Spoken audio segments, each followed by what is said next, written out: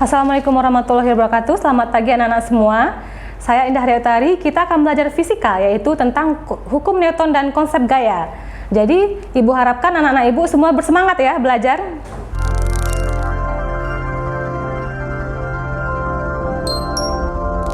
Oke, kita akan belajar tentang hukum Newton dan konsep gaya. Nah, apa itu hukum Newton? Mungkin anak-anak Ibu bertanya nih, apa sih itu hukum Newton? Hukum Newton dirumuskan oleh Sir Isaac Newton, jadi nama ahlinya ya, di mana dia adalah seorang fisikawan Inggris.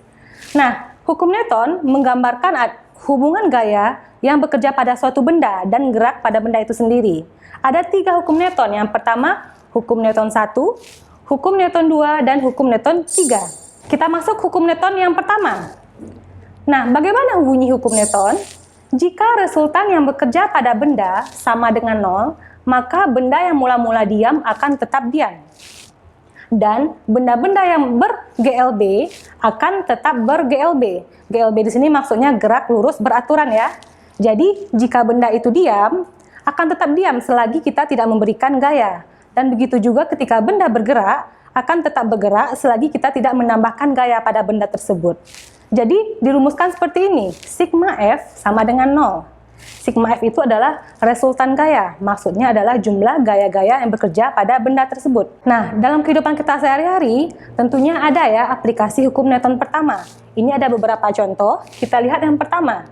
Saat naik mobil yang melaju kencang dan tiba-tiba direm, penumpang otomatis terdorong ke depan. Ini dapat dilihat gambar di sini. Ketika awalnya mobil diam, nah yang melaju kencang ya, tiba-tiba pengemudi busnya merem, maka mobil tiba-tiba gerak mendadak seperti ini, sehingga penumpang dalam bus akan mengalami gerakan ke depan. Nah, itu artinya penumpang yang awalnya diam, ketika diberikan gaya, akan terdorong ke depan atau ke belakang dan kembali ke posisi semula. Yang kedua, menarik cepat kertas yang di atasnya terdapat uang logam. Uang logam tersebut akan tetap berada di tempatnya. Misalkan nih, kita meletakkan uang logam di atas kertas. Kita tarik dengan cepat kertasnya, maka uang logam itu akan tetap diam, karena kita tidak memberikan gaya. Contoh ketiga, ayunan bandul sederhana. Jadi bandul tahu ya, bola, kita gantung pakai tali, ketika kita ayunkan, nah, jadi dia akan tetap diam ketika kita nggak memberikan gaya. Sebaliknya, kalau kita berikan gaya, maka bandul tersebut akan bergerak. Jadi, itulah beberapa aplikasi hukum Newton dalam kehidupan sehari-hari. Masih banyak yang lain ya anak-anak. Tapi yang kita bahas cuma 3 ini konsepnya. Berikutnya kita lihat contoh soal hukum Newton yang pertama. Kita baca soalnya. Sebuah balok bermassa 5 kg digantung dengan tali yang diikatkan pada sebuah atap. Jika balok tersebut diam, berapakah tegangan talinya? Nah, ini gambarnya ya dapat dilihat. Ini sebuah balok, kita gantungkan pada atap. Nah, ini ada tali. Berarti talinya memiliki T atau tegangan tali. Kemudian karena ini benda dan dipengaruhi oleh gaya gravitasi, maka ada gaya berat. Lambangnya W. W-nya senilai 50 Newton. Nah, coba kita hitung ya bersama-sama. Ini massa diketahui 5 kg, ditanya T, tegangan tali. Maka yang pertama kita hitung dulu W. Kita sama-sama tahu ya, W itu kan gaya berat. Berarti massa dikali dengan gravitasi bumi. Massanya 5 kg, gravitasi bumi 10 meter per sekon. Maka 5 kali 10 sama dengan 50 Newton. Nah, makanya di sini dibuat W sama dengan 50 Newton. Nah, ditanya T. Maka kita buat, tadi kita sama-sama tahu ya, rumusnya sigma F itu sama dengan 0 ya. Nah, sigma itu kan tadi resultan. Maka itu adalah jumlah gaya-gaya yang bekerja pada benda. Gaya pertama T, yang kedua W. Karena berlawanan arah, T ke atas, W ke bawah, maka kita kurang. Atas dikurang bawah. T dikurang W sama dengan 0. Nah, kita masukkan. Kita nggak tahu nih T-nya berapa, karena kita mencari T ya. Kurang W. W-nya sama dengan 50. Nah, kita masukkan sama dengan 0. Maka T sama dengan 50 Newton. Jadi, tegangan talinya adalah 50 Newton. Oke, mari kita lanjut soal kedua. Kita baca soalnya ya. Sebuah benda bermassa 40 kg ditarik dengan katrol sehingga posisinya seperti gambar. Jika sistem itu diam, berapakah besarnya gaya? Nah, kita perhatikan dulu gambarnya. Ini sebuah katrol menarik sebuah benda ya. Nah, kita perhatikan. Di sini sudut yang terbentuk adalah 37 derajat. Kita pindahkan dalam bentuk grafik, sumbu X dan sumbu Y. Ini sumbu X, ini sumbu Y. Nah, yang pertama kita hitung. Sudut yang ini kan 37 derajat ya. Nah, kita memerlukan sudut yang di sini. Cara menghitungnya seperti apa? Ini dia. Kita hitung sudut theta. Karena ini segitiga siku-siku, maka jumlah ketiga sudut itu adalah sama dengan 180. Kita tulis 180. Kita kurangkan dengan ini siku-siku ya, berarti sudutnya 90 derajat. 180 kurang 90. Kemudian kurangkan dengan 37 di sini. Maka dapat hasilnya 53 derajat. Kita buatkan di sini sudutnya 53 derajat. Nah, ditanya F atau gaya. Yang pertama kita fokus ke sumbu Y. Ini sumbu Y ya. Kita buat sigma Fy sama dengan 0. Tadi kan bunyi hukum Newton pertama sigma F sama dengan 0. Karena dia sumbu Y, maka kita tuliskan sigma Fy. Nah, kita perhatikan gaya-gaya yang bekerja pada sumbu Y. Arah ke atas itu ada T sin 53. Kenapa T sin 53? Karena kan sudut ini 53. Sedangkan kita membutuhkan yang ini, panah yang ini. Sehingga kalau kita hitung Pitagorasnya menjadi T sin 53. Kita buatkan T sin 53. Kita kurang panah ke bawah ada W, ya. Ada W. Nah, kita hitung dulu W-nya. W sama dengan M dikali G. Oke. Massa benda tadi 40 kg, kita masukkan di sini 40 kali gravitasi 10, maka W-nya sama dengan 400 Newton. Kita masukkan ke sini nanti, kurang W ya, atas dikurang bawah sama dengan 0. Kita masukkan lagi T. Berapakah besarnya gaya? Berarti ditanya F ya. Kita belum tahu nilai T, berarti kita bikin T. Sin 53 itu nilainya adalah 0,8. Oke. Kemudian W. W-nya tadi sebesar 400, kita masukkan ke sini. Nah, sama dengan 0. Kita kalikan T kali 0,8 kurang 400 sama dengan 0. Kita secara matematisnya T kali 0,8 sama dengan, berarti ini pindah ke sini ya ruasnya, berarti menjadi 400. Maka T sama dengan 400 kita bagi dengan 0,8. 8-nya itu adalah 50 Newton. Oke? Kemudian kita hitung sigma Fx pada sumbu X. Ini dia sumbu X-nya. Kita buatkan di sini sigma Fx sama dengan 0 ya. Kita perhatikan gaya-gaya yang bekerja pada sumbu X, yaitu ada F dan ada T cos 53. Kita kurangkan, kanan dikurang kiri. F kita kurang dengan T cos 53 sama dengan 0. Ya. Nah, kita masukkan lagi nilainya. F ditanyakan, berapakah besarnya gaya? Berarti F ditanya. T, berapa nilai T? Kita udah dapat ya, ini tadi T 50, kita masukkan ke sini. 50 cos 53 itu nilainya 0,6 sama dengan 0. Oke? Berarti F dikurang 50 kita kalikan 0,6 itu hasilnya 300. Sama dengan 0. Secara matematisnya F sama dengan 300 Newton. Maka didapatkan gaya yang bekerja pada balok yang digantung tadi adalah sebesar 300 Newton. Oke, berikutnya kita masuk yang kedua ya, hukum 2 Newton. Nah, bagaimana bunyi hukum 2 Newton? Jika ada resultan gaya yang bekerja pada sebuah benda, maka akan dihasilkan percepatan dalam arah yang sama dengan resultan gaya. Maksudnya gini, misalkan dua benda ya, yang pertama kita kasih gayanya misalkan A, yang kedua gayanya B, maka akan berbeda jika A dan B itu besarnya berbeda. Jadi dapat dirumuskan seperti ini, sigma F sama dengan M kali A. Jadi di sini ada pengaruh massa ya. Sigma F tadi itu adalah resultan gaya, M itu massa di sini satuannya kilogram. Kemudian A adalah percepatan, satuannya meter per sekon kuadrat. Nah, jika kita balikkan rumus ini secara matematis, maka percepatan sama dengan sigma F dibagi massa. Kita perhatikan di sini, percepatan dengan massa saling berbanding terbalik. Artinya, percepatan berbanding terbalik dengan massa benda. Artinya, semakin besar percepatan, maka massa semakin kecil. Dan sebaliknya, semakin kecil percepatannya, maka massanya akan semakin besar. Nah, kita perhatikan contoh soalnya, kita baca soalnya. Mobil-mobilan bermassa 2 kg diam di atas lantai yang licin. Kemudian diberikan gaya dan bergerak dengan percepatan 10 meter per sekon kuadrat. Berapakah gaya yang diberikan pada mobil-mobilan tersebut? Kita buat dulu. Massa tadi 2 kg, massa mobil. Percepatannya 10 ya. Ini A sama dengan 10. Ditanya F, berarti ditanya gaya.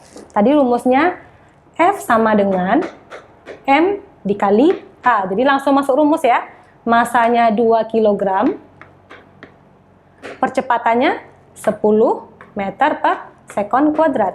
2 kali 10 sama dengan 20 Newton. Maka gaya yang bekerja pada mobil-mobilan tadi sebesar 20 Newton. Oke, kita masuk ke contoh soal yang kedua ya. Kita baca soalnya. Balok A bermassa 4 kg diletakkan di atas balok B yang bermassa 6 kg. Kemudian di balok B ditarik dengan F, gaya F ya, di atas lantai yang mendatar dan licin. Sehingga gabungan balok itu mengalami percepatan sebesar 1,8 meter per sekon kuadrat. Jika tiba-tiba balok A terjatuh, maka berapakah percepatan yang dialami oleh balok B saja? Nah, kita perhatikan gambarnya. Ini ada balok A, ini B. Jadi berhimpit ya. Gambar kedua, balok A-nya terjatuh, maka tinggal balok B saja. Ditanya percepatan yang dialami oleh balok B. Massa balok A tadi 4 kg, massa balok B 6 kg. Percepatan yang gambar pertama ini sebesar 1,8 meter per sekon kuadrat. Yang ditanya adalah percepatan pada gambar kedua, artinya balok B saja. Nah, yang pertama kita hitung dulu. F sama dengan M dikali A. Nah, kemudian gambar pertama ya, kita bikin dulu gambar yang pertama. Baloknya ada 2, berarti ada 2 buah massa, massa A dan massa B. Maka massa di sini kita buat sebagai penjumlahan. Massa A ditambah massa B dikali A. Berarti A1, karena gambar 1 ya. Kita buatkan di sini. Nah, kita jumlahkan. Massa A tadi 4 kilo, ditambah massa B 6 kilo. Dikali percepatannya sebesar 1,8. Oke, maka 10 dikali 1,8 itu sama dengan 18 Newton. Nah, maka gaya yang bekerja itu sebesar 18 Newton. Nah, di sini kita dapat menyimpulkan bahwa gaya yang bekerja pada gambar pertama dengan gambar kedua sama, harus sama ya, supaya kita dapat membedakan nilai percepatannya. Maka yang 18 Newton ini adalah gaya yang bekerja pada gambar pertama sama dengan gaya yang bekerja pada benda kedua, gambar kedua. Kita bikin sini F1 sama dengan F2. Ya, gaya pada gambar 1 sama dengan gaya pada gambar 2. Kita masukkan yang kedua. Untuk gambar kedua, F sama dengan M dikali A. F tadi sama ya. Berarti kita masukkan di sini nilainya 18 Newton. Nah, massa balok B berarti 6 kilo. Jadi kita tidak menjumlahkan lagi karena tadi balok A-nya sudah terjatuh. Maka di sini massanya tetap kita buatkan 6 kilo. Kemudian ditanya percepatan. Kita boleh kasih 2 di sini ya untuk membedakannya. Ditanya tadi percepatan ya. Berapakah percepatan yang dialami oleh balok B saja? Berarti 8A2 matematisnya ya. 18 kita bagi dengan 6. Maka A2 sama dengan 3 meter per sekon kuadrat. Jadi percepatan yang dialami oleh balok B saja adalah senilai 3 meter per sekon kuadrat. Ini hasilnya. Oke, tadi kita udah bahas soal. Sekarang kita lihat apa aja aplikasi hukum Newton yang kedua dalam kehidupan kita sehari-hari. Ada 3 contoh ya. Yang pertama, menarik gerobak yang bermuatan banyak membutuhkan gaya lebih besar dibanding menarik gerobak bermuatan sedikit. Perhatikan gambar, ini ada orang menarik gerobak ya. Yang pertama gerobaknya kosong, yang kedua ada beberapa benda, yang ketiga lebih banyak bendanya. Nah, jika kita bandingkan, tentu yang paling besar itu masanya yang gambar ketiga ya. Nah, jadi kita simpulkan bahwa semakin besar massa benda, maka gaya yang diperlukan ketiga orang ini akan semakin besar juga. Jadi setiap orang ini memiliki gaya yang berbeda-beda karena massanya berbeda. Nah, begitu juga dengan percepatan. Semakin besar jumlah massa bendanya, maka percepatannya semakin kecil. Karena tadi kita dapat hubungan ya bahwa F itu berbanding terbalik dengan massa benda. Dan percepatan itu juga berbanding terbalik dengan massa benda. Yang kedua, bus yang melaju di jalan raya. Makin besar bus, maka makin kecil percepatannya. Jadi massa berbanding terbalik dengan percepatan. Yang ketiga, begitu juga main kelereng. Kelereng kecil lebih cepat menggelinding dibandingkan kelereng yang besar. Nah, sekarang kita masuk hukum 3 Newton. Nah, bagaimana bunyinya? Jika benda 1 mengerjakan gaya terhadap benda 2, maka benda 2 mengerjakan gaya pada benda 1 yang besarnya sama, tetapi dengan arah yang berlawanan dengan arah dari gaya benda pertama. Dirumuskan F aksi sama dengan F reaksi. Tandanya minus. Artinya apa? Ketika kita memberikan gaya pada benda 1, itu namanya aksi. Makanya dituliskan F aksi atau gaya aksi. Maka benda yang kita beri gaya tadi akan melakukan perlawanan gaya. Dinamakan F reaksi. Kenapa minus tandanya di sini? Karena arahnya berlawanan. Ya. Jadi ketika suatu benda memberikan gaya pada benda kedua, maka benda kedua akan memberikan gaya yang sama. Ya, jadi nilai gayanya sama, tetapi berlawanan arah terhadap benda pertama. Jadi karena dia berlawanan arah, kita berikan tandanya minus di sini. Nah, bagaimana aplikasi hukum Newton ketiga dalam kehidupan kita sehari-hari? Nah, kita lihat contoh pertama. Aksi, perenang mendorong air ke belakang dengan kaki dan tangan. Reaksinya, air akan mendorong perenang ke depan. Ini gambar orang sedang berenang. Nah, jadi kenapa kita bisa berenang? Kenapa kita bisa maju di dalam air ya? Karena ada gaya tadi. Jadi gaya itu berasal dari kaki dan tangan kita yang mendorong air. Namanya aksi itu yang kita berikan. Nah, apa reaksinya? Air yang mendorong kita ke depan. Makanya kalau kita berenang itu kita bisa maju ke depan ya, karena di situ ada terjadi aksi dan reaksi. Kemudian contoh kedua, aksi orang yang mendorong tembok. Reaksi, tembok akan mendorong orang dengan arah yang berlawanan. Misalkan ini lebih tepatnya, misalkan seseorang menggunakan sepatu roda. Berdiri menghadap tembok, kemudian dia mendorong tembok dengan tangannya, maka dia akan terdorong ke belakang. Kenapa seperti itu? Karena tembok tadi memberikan F reaksi. Jadi arahnya berlawanan ya, seperti itu. Nah, kemudian kita lihat contoh soalnya. Kita baca soalnya. Tama memiliki massa sebesar 40 kg. Kemudian Tama mendorong tembok dengan gaya 200 Newton. Maka gaya reaksi yang dilakukan oleh Tama adalah sebesar, ya. Jadi kita buat dulu diketahui F aksi sama dengan 200 Newton. Kemudian ditanya F reaksi, ya. Nah, kita buat dulu rumusnya tadi. F aksi itu sama dengan min F reaksi. Oke. Nah, tadi gaya yang dilakukan oleh Tama adalah sebesar 200 Newton. Kita buat di sini 200 Newton.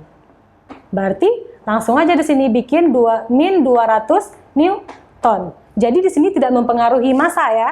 Jadi berapapun massanya, kita hanya fokus kepada besarnya gaya. Karena di hukum Newton ketiga itu F aksi sama dengan min F reaksi, jadi gaya tidak mempengaruhi. Maka hasilnya sama dengan min 200 Newton. Oke, demikianlah pembelajaran kita mengenai hukum Newton dan konsep gaya. Semoga anak-anak ibu di rumah dapat memahami pembelajaran kita pada hari ini. Tetap semangat ya. Assalamualaikum warahmatullahi wabarakatuh.